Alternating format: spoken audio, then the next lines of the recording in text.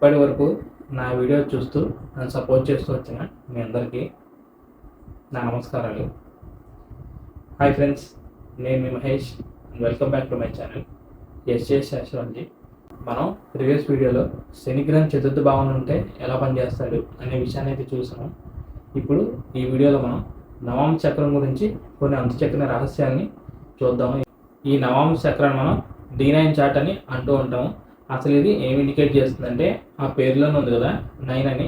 So 9వ స్థానం మనం ఏం చెప్తామంటే పితృభావంగా మన అదృష్టం గురించి, పూర్వ పుణ్యం గురించి ఇండికేట్ చేస్తుందని చెప్తూ ఉంటాం కాబట్టి, సో అదేవిధంగా ఈ నవాంశ చార్ట్ కూడా మన పూర్వ పుణ్యాన్ని ఇండికేట్ చేస్తుంది అన్నమాట. అంటే ఎవరికైనా నవాంశ చక్రం కనుక బాగుంటే దాని అర్థం ఏంటంటే వాళ్ళు పూర్వజన్మలో మంచి పుణ్యం చేసుకున్నారని మనం అర్థం చేసుకోవాలి. ఈ D9 చార్ట్ కనుక నెగిటివ్ ఉంటే వాళ్ళ పూర్వజన్మలో పాపకర్మ అనేది బ్యాలెన్స్ ఉందని మనం అర్థం చేసుకోవాలి. నెక్స్ట్గా ఈ D9 చార్ట్ గురించి అందరికీ వచ్చే ఒక కామన్ డౌట్ ఏంటంటే అసలు ఈ D9 చార్ట్ అనేది అసలు పనిచేస్తుందా, అసలు ఒకవేళ పనిచేస్తే ఎప్పుడు యాక్టివేషన్లోకి వస్తుంది అనే సందేహం అనేది అందరికీ ఉంటుంది. సో మనం ఇందాక చెప్పుకున్నట్లుగానే ఇది పూర్వపుణ్యాన్ని ఇండికేట్ చేస్తుంది కాబట్టి ఈ చార్ట్ అనేది ఏ మ్యారేజ్ తర్వాత లేకపోతే 30 years తర్వాత యాక్టివేషన్లోకి అయితే రాదు. ఈ నవాంశ చక్రం అనేది మన గోచారం లాగానే ఎప్పుడు యాక్టివేషన్లోనే ఉంటుందని మనం చెప్పొచ్చు. అందుకనే కదా అసలు మనం ఒక గ్రహ బలాన్ని చూసేటప్పుడు ఆ గ్రహం అనేది D1లో ఎలా ఉంది అండ్ అలాగే D9లో ఎలా ఉంది అనే విషయాన్ని చూస్తాము.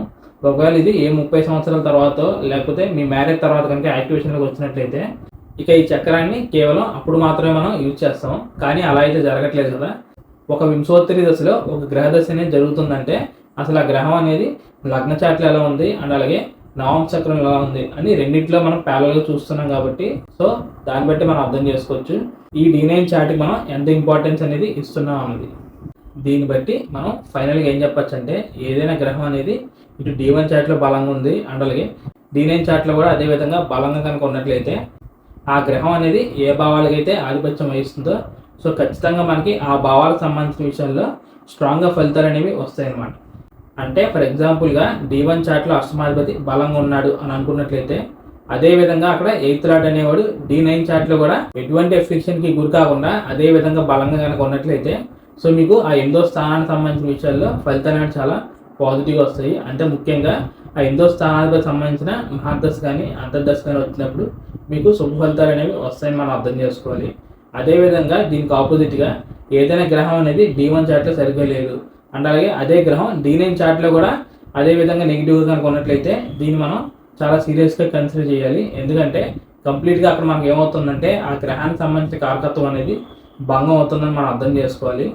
దీనికి ఎగ్జాంపుల్గా ఎవరికైనా భాగ్యాధిపతి కనుక D1 చార్ట్లో నీచ స్థితిలో ఉన్నట్లయితే అదేవిధంగా అక్కడ నవాంశలో కూడా ఆ గ్రహం అనేది నీచ కనుక పొందినట్లయితే ఈ పర్సన్స్ అనే వాళ్ళకి ఆ పితృభావం అనేది ఎఫెక్షన్ గురైందని మనం అర్థం చేసుకోవాలి.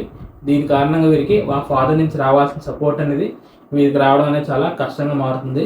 అంటే దీని అర్థం ఏంటంటే వీరికి పూర్వజన్మలో కూడా ఆ ఫాదర్ సంబంధించిన కర్మ అనేది పెండింగ్లో ఉంది. ఇప్పుడు అదే విధంగా ఇక్కడ D1 చార్ట్లో కూడా భాగ్యాధిపతి అనేవాడు ఎఫెక్షన్ గురవడం వల్ల సో ఈ జన్మలో కూడా మనకి ఆ పితృభావానికి సంబంధించిన కర్మ అనేది బ్యాలెన్స్ ఉంది కాబట్టి సో ఖచ్చితంగా దాన్ని మనం ఫుల్ఫిల్మెంట్ అనేది చేయాలి.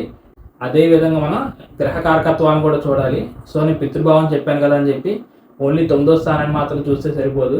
అసలు పితృకారకుడైన రవిగ్రహం అనేవాడు ఎలా ఉన్నాడు అనే విషయాన్ని కూడా మనం చూడాలన్నమాట. రవిగ్రహం D1లో ఎఫెక్షన్ పొందినా D9లో ఎఫెక్షన్ పొందినా కూడా ఒక్కోసారి ఇలాంటి ఫలితాలు అనేవి వస్తాయన్నమాట. ఫైనల్గా ఈ నవాంశ చక్రం అనేది మన పాప పుణ్యాలకు సంబంధించిన ఒక బ్యాంక్ అకౌంట్గా మనం చెప్పొచ్చు. మన అకౌంట్లో కనుక పాజిటివ్ బ్యాలెన్స్ ఉంటే ఏ సమస్య వచ్చినా దాన్ని ఎదుర్కోగలం. అదేవిధంగా నవాంశ చక్రంలో కనుక గ్రహాలు బలంగా కనుక ఉన్నట్లయితే సో ఆ గ్రహానికి సంబంధించిన కారకత్వం అనేది ఒకవేళ D1 చార్ట్లో ఎఫెక్షన్ గురైనప్పటికీ అక్కడ D9లో మనకి సపోర్ట్ అనేది వచ్చింది కాబట్టి సో దానికి సంబంధించిన విషయాల్లో మనకి ఆ ప్రాబ్లమ్స్ అండ్ ఇష్యూస్ని ఫేస్ చేసే కెపాసిటీ అనేది కొంతైనా ఉంటుందని మనం చెప్పొచ్చు అన్నమాట. ఇప్పుడు అలా కాకుండా మన అకౌంట్లో నెగిటివ్ బ్యాలెన్స్ ఉన్నప్పుడు మనకి ఏదైనా ప్రాబ్లం కనుక వచ్చినట్లయితే దాన్ని సాల్వ్ చేయడానికి మనం ఎంత కష్టపడతాం. అదేవిధంగా ఇప్పుడు ఒకే కారకత్వం అనేది ఇటు D1 చార్ట్లో అండ్ అలాగే D9 చార్ట్లో దెబ్బతిన్నట్లయితే ఆ భావానికి సంబంధించిన విషయాల్లో మనం సీరియస్గా ఫలితాన్ని ఎదుర్కోవాల్సిన సిచ్యువేషన్స్ అనేవి వస్తాయన్నమాట. ఇక చివరిగా ఇదే D9 చార్ట్ అనేది మన మ్యారేజ్ లైఫ్ గురించి కూడా ఇండికేట్ చేస్తుంది అని అయితే చెప్తూ ఉంటారు. సో ఈ విషయాన్ని కనుక మనం వచ్చినట్లయితే మనకు తెలిసిన విషయం ఏంటంటే పుణ్యం కొద్దీ పురుషుడు అండ్ అలాగే దానం కొద్దీ బిడ్డలు. సో దీని ప్రకారం మనం చూసినట్లయితే అక్కడ మనం ఎంత మంచిగా పుణ్యం చేసుకుంటే అంత ఫేవరబుల్గా మనకి వైఫ్ ఆర్ హస్బెండ్ అనే వాళ్ళు వస్తారు. అదేవిధంగా మన కర్మ అనేది ఎంత నెగిటివ్గా ఉంటే మన మ్యారేజ్ లైఫ్ కూడా అదే విధంగా చాలా ప్రాబ్లమాటిక్గా ఉంటుందని మనం అర్థం చేసుకోవచ్చు అనమాట. ఇప్పుడు ఈ D9 చార్ట్ అనేది మనం ఇందాక చెప్పుకున్నట్లుగానే పూర్వపుణ్యాన్ని ఇండికేట్ చేస్తుంది కాబట్టి సో ఆ పూర్వ కర్మ అనేది పాజిటివ్ ఉంటే మన మ్యారేజ్ లైఫ్ కూడా పాజిటివ్ ఉంటుంది. ఒకవేళ గత జన్మలో కర్మ అనేది నెగిటివ్గా కనుక ఉన్నట్లయితే అదేవిధంగా మన మ్యారేజ్ లైఫ్ మీద నెగిటివ్ ఎఫెక్ట్ అనేది చూపిస్తుంది అనమాట. ఇక చివరిగా ఈ నవాంశ చక్రం గురించి ఒక చిన్న సీక్రెట్ చెప్పి ఈ వీడియోని అయితే ఎండ్ చేస్తాను. సో మనం ఎలాగైతే ఇప్పుడు D1 చార్ట్లో మన పూర్వపుణ్యాన్ని ఆ 9వ భావం నుంచి తెలుసుకున్నామో అదేవిధంగా మనం నవాంశ చక్రంలో పంచమ స్థానాన్ని అనాలిసిస్ చేసి ఆ వచ్చే తర్వాత జన్మ అనేది ఎలా ఉంటుంది అనేది మనం చూడొచ్చు అనమాట. అంటే దీని లాజిక్ ఏంటంటే ఎవరికైనా నవాంశ చక్రంలో పంచమ స్థానం కనుక బాగా బలంగా కనుక ఉన్నట్లయితే ఆ పర్సన్స్ అనే వారికి ఇప్పుడున్న ప్రజెంట్ జన్మ అనేది ఫేవరబుల్గా ఉంటుంది అని అయితే మనం అర్థం చేసుకోవచ్చు అన్నమాట. ఇది కేవలం ఓన్లీ నా పర్సనల్ ఒపీనియన్ మాత్రమే. నాకు అలా అనిపించింది కాబట్టి డిస్కస్ చేయడం అనేది జరిగింది. మిమ్మల్ని కూడా ఇలాగే ఫాలో అవ్వండి అని అయితే నేను చెప్పట్లేదు. సో ఫైనల్గా ఇవి ఫ్రెండ్స్ ఈ నవాంశ చక్రం గురించి నేను చెప్పాలనుకున్న విషయాల గురించి. సో ఈ వీడియోలోని కంటెంట్ అనేది మీకు బాగా అర్థమైందని అనుకుంటున్నాను. అండ్ అలాగే ఈ కంటెంట్లో ఉన్న ఇన్ఫర్మేషన్ అనేది మీకు ఎంతో కొంత ఉపయోగపడుతుందని నేను భావిస్తున్నాను. So thank you friends, thank you for watching my video and thank you so much for your time. So నా సైడ్ నుంచి చిన్న రిక్వెస్ట్ ఏంటంటే ఇందులో ఉన్న కంటెంట్ కనుక మీకు నచ్చినట్లయితే తప్పకుండా ఈ వీడియోని అయితే లైక్ చేసి నా ఛానల్ సబ్స్క్రైబ్ చేసుకోండి. ఇక చివరిగా ఎవరికైనా ఈ వీడియోలో కనుక డౌట్స్ కనుక ఉన్నట్లయితే తప్పకుండా కమెంట్ చేయండి. అండ్ అలాగే పర్సనల్గా ఎవరికైనా కన్సల్టేషన్ కావాలి అంటే స్క్రీన్ మీద కనిపిస్తున్న నెంబర్కి వాట్సాప్ ఆర్ కాల్ చేయండి. నేను వచ్చే అప్కమింగ్ వీడియోస్లో మరిన్ని ఇంట్రెస్టింగ్ వీడియోస్తో మీ ముందుకు వచ్చే ప్రయత్నం అయితే ఖచ్చితంగా చేస్తాను. అప్పటి వరకు bye friends, see you very soon and జై హింద్.